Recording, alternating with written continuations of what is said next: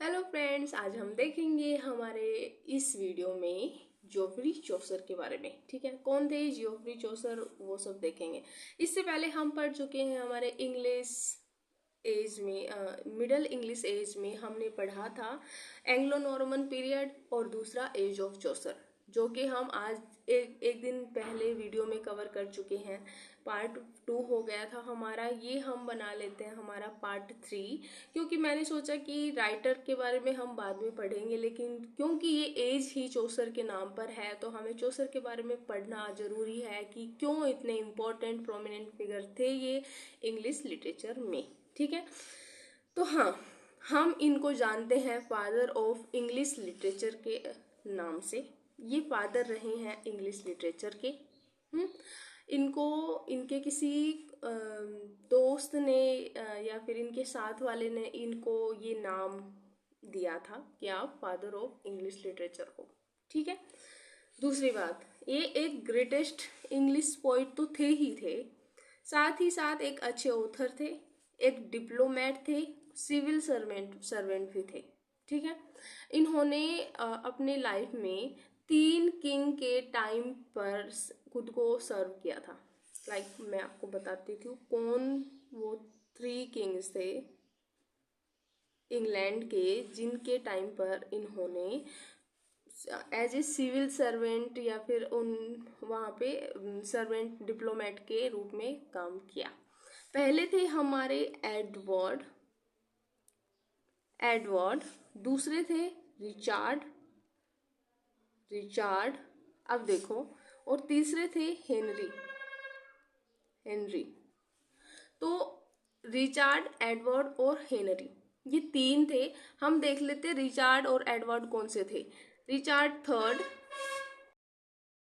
Second और Henry 4th के time पर इन्होंने खुद को सर्व किया था। ठीक है, ओके, इतना हो गया। अब हम देखते हैं कि ये इतने फेमस क्यों थे। अब हम इनके लाइफ टाइम को एक 3 फेज में डिवाइड करके पढ़ेंगे। ठीक है, तो हाँ, इनका जो फेज रहा है ना, देखो यहाँ से हम थोड़ा सा स्केल, अपना प्यारा सा स्केल ड्रॉ करके हम समझ लेते हैं। देखो, इनकी जो लाइफ टाइम, इनका जो लाइफ है ना, लाइफ फेज है, वो 3 फेज में डिवाइड है। 3 फेज में डिवाइड है इनका लाइफ। ठीक है, कैसे, वो देखो, इनका लिटरेरी लाइफ हम देख रहे हैं कि इन्होंने लिटरेचर में कंट्रीब्यूशन करने के लिए कहाँ से स्टार्टिंग करी थी। ठीक है, जैसा कि सबको ये भी पता है कि 1340 में ये बोर्न हुए थे और 1400 में इनकी डेथ हो गई थी।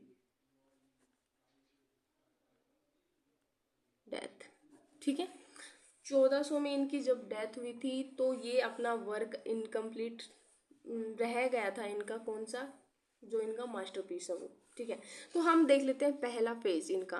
पहला फेज, फर्स्ट फेज की अगर हम बात करें, अर्ली फेज जिसको हम बोलते हैं। ठीक है, दूसरा जो फेज है इनका वो आ जाएगा मिडल फेज। ठीक है, और जो तीसरा आ जाएगा वो आ जाएगा late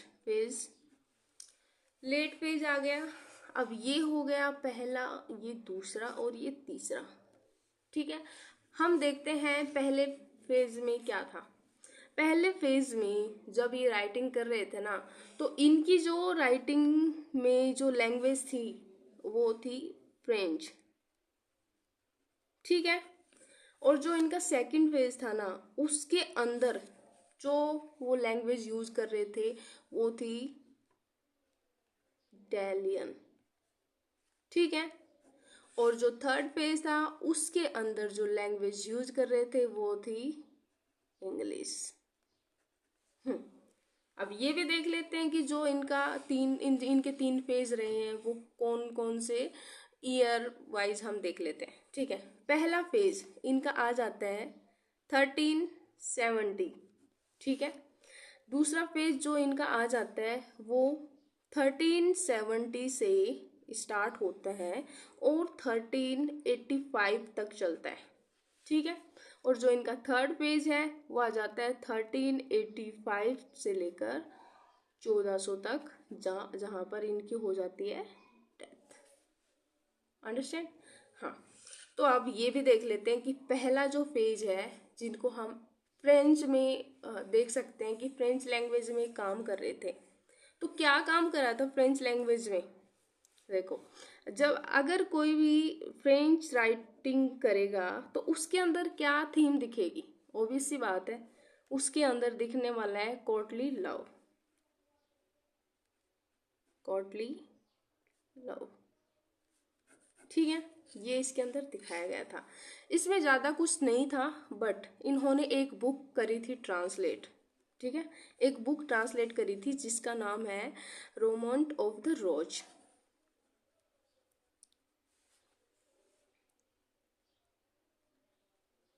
romance of the rose, ये बुक इन्होंने खुद नहीं लिखी थी, ये करी थी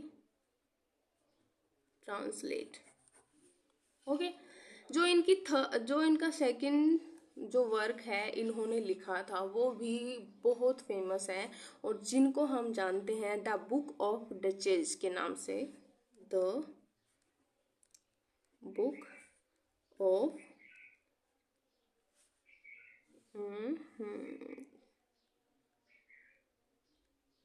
डचेस, ठीक है, याद आएगा, द बुक ऑफ डचेस।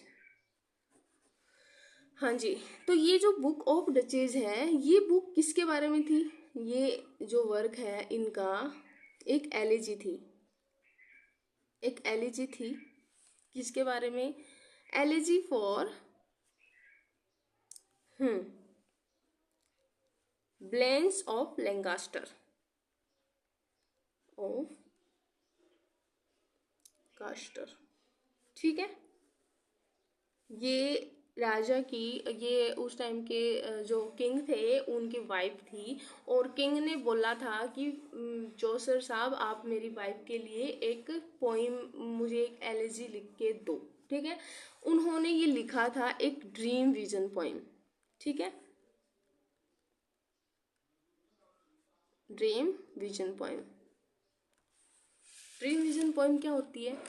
जब कोई भी राइटर नरेट करता है अपनी स्टोरी को एक ड्रीम के थ्रू, कैसे? वो सोएगा और सोकर एक ड्रीम देखेगा, ड्रीम के अंदर एक ड्रीम देखेगा, और उस ड्रीम में जो भी स्टोरी चल रही होती है ना वो अपनी कर देता है, राइटिंग में दिखा देता है उस स्टोरी को, ठीक है। तो वो एक ड्रीम विजन राइटिंग हो जाती है उनकी।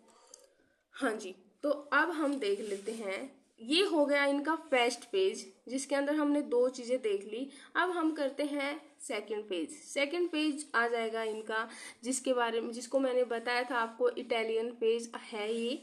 और इसके अंदर ये इनका ये जो राइटर हैं हमारे चौसर, ये जाते हैं इटली ट्रैवल करने के लिए, और वहां पर जब इटली जाते हैं ना तो इनको ये इन्फ्लुएंस हो जाते हैं किनसे? इटालियन राइटर्स से, क्लासिकल राइटर्स से। उनकी जो स्टाइल है वर्क में, वो जो लैंग्वेज यूज करते हैं, वो जो स्टाइल यूज करते हैं, वो उनसे इन्फ्लुएंस होकर वो खुद अब अपने वर्क में वो सारी चीज़ें अब लिखने लग जाते हैं, ठीक है। तो जो इनका सेकंड पेज रहा है वो इटालियन पेज के इन्फ्लुएंस, इटालियन इन्फ्लुएंस पर रहेगा, और जिसके अंदर इनका जो इन्फ्लुएंस है वो इटालियन कौन कौन से राइटर हैं हम देख लेते हैं। दांते, जो कि बहुत ही फेमस इटालियन राइटर हैं। दूसरा पेट्रियार्क, ठीक है, पेट्रार्क जिसको हम बोलते हैं। मेरा प्रोनाउंसिएशन थोड़ा ख़राब हो सकता है तो प्लीज़ एडजस्ट कर लीजिएगा। हाँ जी, तो ये हो गया हमारा पेट्रार्क, ठीक है। और जो थर्ड राइटर आ जाएंगे वो आ जाएंगे बोकासियो। बोकासियो से ये अपने बहुत सारे वर्क जो हैं वो मतलब स्टाइल को लेते हैं, अडोप्ट करते हैं, ठीक है। ये तीन राइटर आ जाएंगे जिनके स्टाइल से इन्फ्लुएंस होकर अपने वर्क में काम करेंगे। तो हम देख लेते हैं इनका जो सेकंड पेज रहा है उसके अंदर इन्होंने कौन कौन से वर्क जो लिखे हैं। तो पहला वर्क अगर हम देखें तो यहीं पे लिख लेते हैं, सही रहेगा, यहाँ पे लिख लेते हैं, चलो। हाँ, तो इनका है ये सेकंड पेज, ठीक है। इसके अंदर हम इनका पहला वर्क देखते हैं। पहला वर्क जो रहा है वो होगा द हाउस ऑफ फेम। ठीक है, पहला द हाउस ऑफ फेम, ये भी एक ड्रीम विजन पोइम होगी इनकी, ये भी ड्रीम से लिखी गई पोइम है। दूसरा वर्क द एनेलिडा एंड आर्साइट। ठीक है, दूसरा वर्क ये आ जाता है।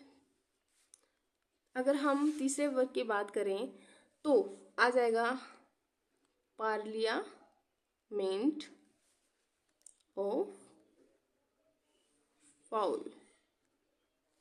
ठीक है, तो देखते हैं ये जो एनलिटा एंड आर्साइट है, इसके अंदर ये दिखाते हैं एक ट्रेजिक लव को। ठीक है, ट्रेजिक लव इसके अंदर दिखाया जाता है। अगर हम पार्लियामेंट ऑफ द फाउल की बात करें तो इसके अंदर वो लव को डिनोट करते हैं। इसके अंदर एक स्टोरी है कि जो वैलेंटाइन डे मनाया जाता है ना, वो यहीं से, उस वैलेंटाइन डे का जो कॉन्सेप्ट है ना, इसी वर्क से आया है। ठीक है, उसके बारे में हम कभी अनदर डे बात करेंगे। जो हमारा फोर्थ वर्क है वो आ जाएगा ट्राइलस एंड क्रिसिड। ठीक है, तो ट्राइलस एंड क्रिसिड की बात करें तो ये है एक ट्रेजिक लव रोमांस या लव स्टोरी, ट्रेजिक रोमांस। ठीक है, तो हाँ जी, इसके बाद जो हम देखते हैं वो आ जाएगा लेजेंड ऑफ गुड वुमेन। ठीक है, तो ये जो वर्क रहे हैं इनके 1 2 3 4 5, इन्होंने अपने सेकंड फेज में लिखे थे सिर्फ 5 वर्क। सिर्फ क्या, ये काफ़ी है, ये कम थोड़ी ना है। ठीक है, इन्होंने ये अपने 5 वर्क लिखे थे जो कि बहुत ही फेमस है। और मैंने बताया कि ये इनका सेकंड फेज रहा है। अब हम मूव करते हैं थर्ड फेज की तरफ। थर्ड फेज में इन्होंने क्या ऐसा कंट्रीब्यूशन करा था जो कि बहुत इम्पोर्टेंट है। ये आ जाता है हमारा third phase, late English period, late English phase. ठीक है, ये थर्ड पेज आ जाता है इनका। इसके अंदर क्या क्या इंपॉर्टेंट चीज़ें हैं वो हम देखते हैं। तो हाँ जी, तो इस फेज में लिखते हैं अपना ये मास्टरपीस, कौन सा, कैंटरबरी टेल्स। ठीक है, मास्टर पीस जो कि है कैंटरबरी टेल। ठीक है, अब हम इसमें ये देखते हैं कि इसके अंदर था क्या, जो कि ये वर्क इतना फेमस है इनका, इंग्लिश लिटरेचर में तबाही मचा दी इन वर्क ने। तबाही क्या मतलब, इतना फेमस है ये, अधूरा होकर भी किसी भी एग्जाम को नहीं छोड़ता, हर एग्जाम में आता ही आता है। ठीक है, हाँ, तो इस वर्क के अंदर हम बात करते हैं, ये जो चौसर हैं ये जाते हैं एक ट्रैवल पर। ठीक है, ये एक पार्टी होस्ट करते हैं, ये इनका एक ग्रुप होता है। ठीक है, तो ये होते हैं 30 पिलग्रिम्स, 30 पिलग्रिम्स होते हैं। ये जो ग्रुप होता है ना, ये जाता है London to shrine of S T Thomas Becket की श्राइन में जाते हैं। ठीक है, कहाँ जाते हैं, लंदन जाते हैं, लंदन, कहाँ पर, श्राइन। ठीक है, श्राइन में जाते हैं किसकी, एसटी थॉमस बेकेट की श्राइन में। ठीक है, जो कि है कहाँ पर, कैंटरबरी में, कैंटरबरी में। ओके, तो अब बात करते हैं, ये जो 30 पिलग्रिम्स है ये सारे एक साथ जाते हैं, लेकिन पहले ये तो होता नहीं था कि फ्लाइट पकड़ी और चले गए, धीरे धीरे जाते थे। तो अब ये एक जगह पे रुकते हैं, ठीक है। क्यों रुकते हैं? आराम करने के लिए। उस जगह पर एक होस्ट होता है जो कि इन सब को लेके जा रहा होता है, उनका नाम है हैरी बेली, ठीक है। होस्ट होता है, इनका जो होस्ट होता है हैरी बेली,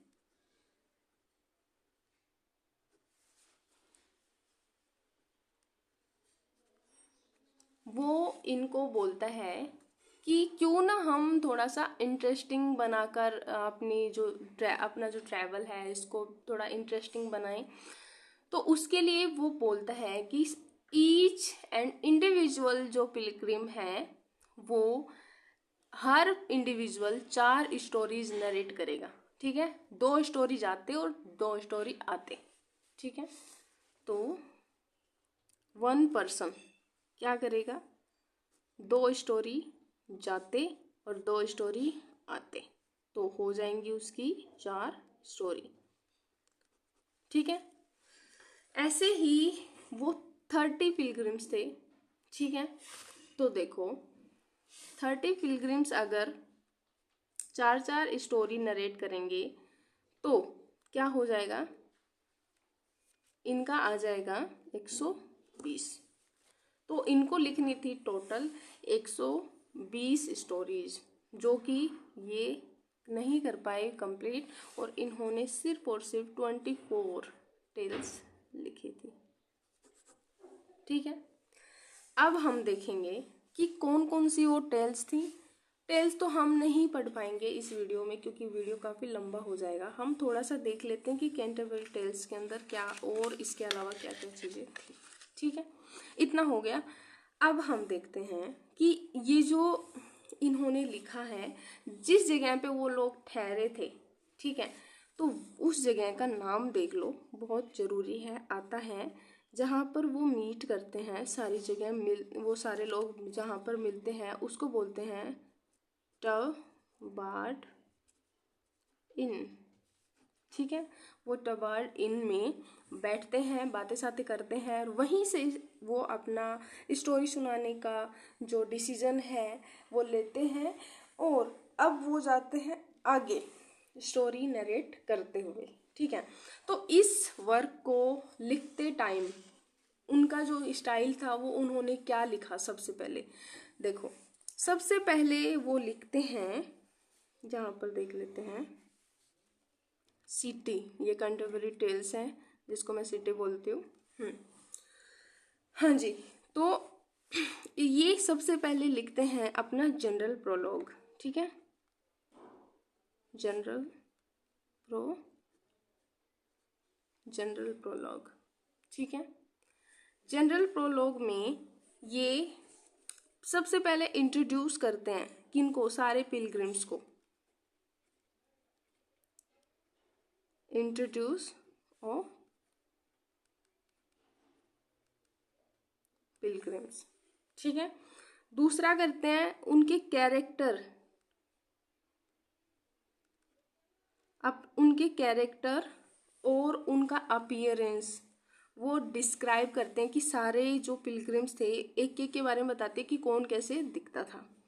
पहले तो बता देते थे कौन कौन थे, दूसरा वो ये दिखाते थे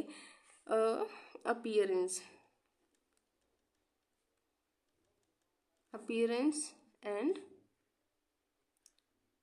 कैरेक्टर्स, ठीक है।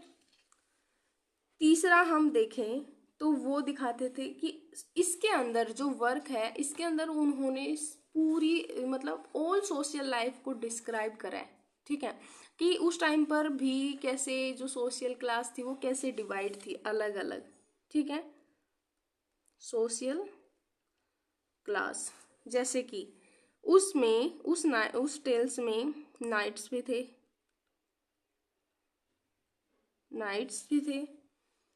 प्रीस्ट भी थे, ठीक है, मर्चेंट भी थे,